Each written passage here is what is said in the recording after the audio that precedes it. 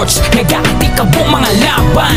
Isa sa kinatatakutang Pinoy at laman ng usap-usapan ngayon sa mundo ng boxing ang magbabalik aksyon.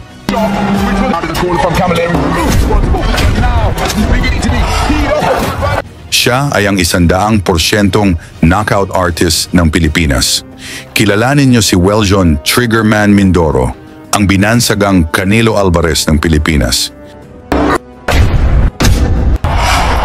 Dahil sa tibay at lakas ng kanyang mga suntok, siya ay galing sa lahi ng matatapang sa Zamboanga, Mindanao. Bit-bit ni Mindoro ang 14 na panalo, 14 na knockouts. Oo mga tol, lahat ng nakalaban, tulog. Kaya naman ang palayaw niya, walang iba kundi Triggerman, at hindi pa nakaranas ng pagkatalo.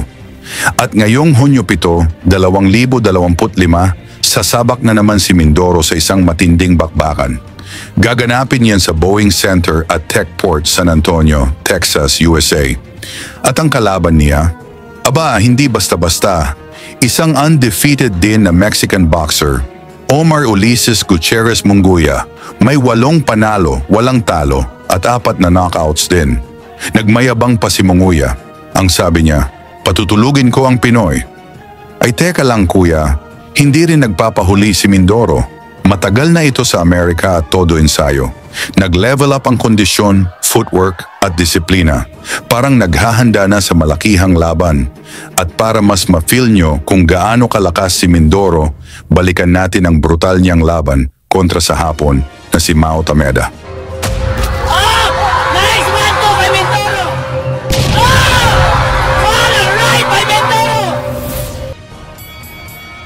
Pagbungad pa lang ng unang round, matinding bakbakan ng agad. Walang gustong patagalin ang laban.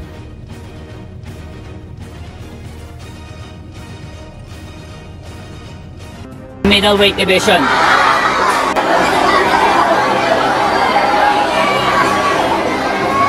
Nice 1-2 by Mindoro.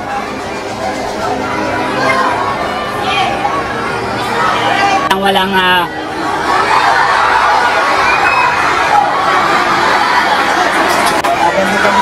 nice body by Mindoro. Pumasok din rin yung overhand ni Tameda.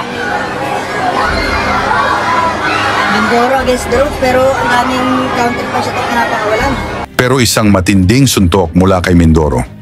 Bagsak si Tameda, pero tumayo pa ang Hapon at nagpakita ng tapang. By Mindoro! Tameda is down! Tameda is down! Yes! Balance.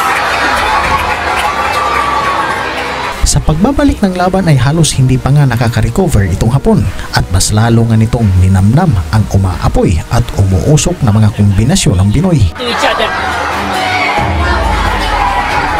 Mindoro looking to fight agad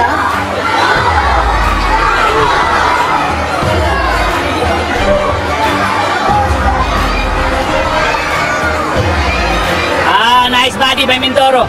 Follow by your uppercut. Oh! What a right by Mindoro! Mula sa sunod na palitan ng suntok, isa pang bombang suntok mula kay Mindoro. Hulog na naman si Tameda, parang tinamaan ng jackhammer mga tol at doon na pinigilan ng referee ang laban. Technical knockout win sa unang round para kay Mindoro. At si Tameda, diretso ospital. Ganong kalupit kapag ginising mo ang galit ni Mindoro. Ngayon ang tanong, may tsansa ba si Mindoro na maging world champion? Pag-usapan natin yan sa baba. At isama mo na rin kung taga saan ka para makita natin kung gaano kalawak ang suporta ng mga Pinoy para kay Mindoro sa laban niya kontra Munguia ngayong Hunyo 7, 2025 sa Amerika. Lagi niyong sundan, huwag magpapahuli. Pag-usapan ni bakbakan, balita niya at laban. Mga Pinoy na di nagpapagapi. Salamat sa mga suporta na lagi nandyan.